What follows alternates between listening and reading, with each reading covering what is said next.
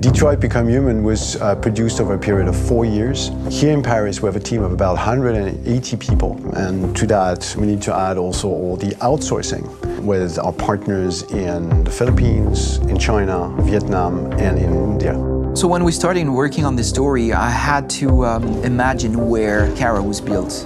And for whatever reason, the city of Detroit came very quickly to my mind because it had already an incredible story by itself of history and themes.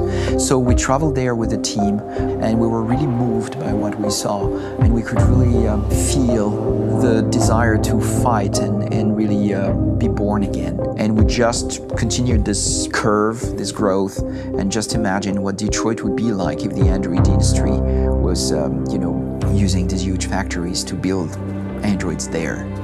A very strong element in Detroit is that there's a lot of industrial wasteland and a lot of nature too, and for us, the graphic designers, it was an incredible playground. The destroyed zones which we wanted to preserve, we appropriated them to turn into something else. Then in the areas that needed to be rebuilt, we were able to imagine our Detroit of the future. We didn't want to make a science fiction universe, but a world of anticipation. If we chose science fiction, we could have imagined flying cars, extraterrestrials, but those things are very far from our current everyday life. Anticipation is more about gleaning from our contemporary reality, the one we know, because Detroit is set in 2038, and 2038 is tomorrow. The difficulty we had was sticking to reality. That is to say, technology becoming more and more invisible, a lot more elegant, and at the same time, making it visual.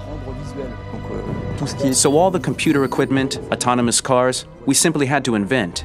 They are in fact very technological objects, but at the same time remain very credible and ingrained in reality.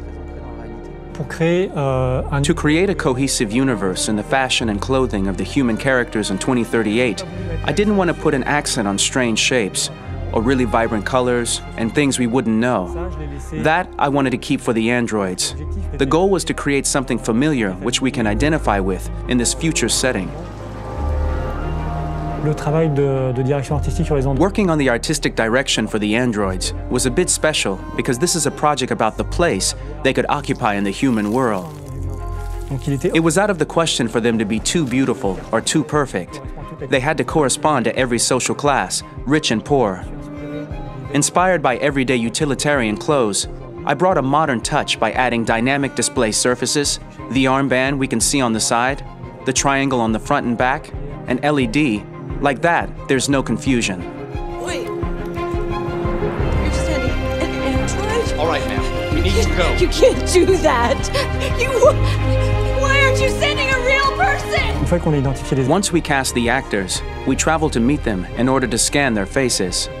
We record the structure of their face with the scan, and we record the colors and patches of skin with photography.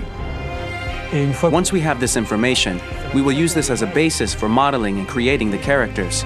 The artist will make it more realistic, but will also enrich it. He will propose ideas which we will develop together. Finally, we will have a character with character who corresponds to the project in the world. When the actors come to Quantic Dream, we show them the design, what their image will be, and what they will look like in the game. This extra information gives them another dimension and color to connect with emotionally. It helps them think about how to play their character. Your mission. That's all you care about, huh? You should consult a professional who can help you. Beat it, you hear me? Get the hell out of here! PlayStation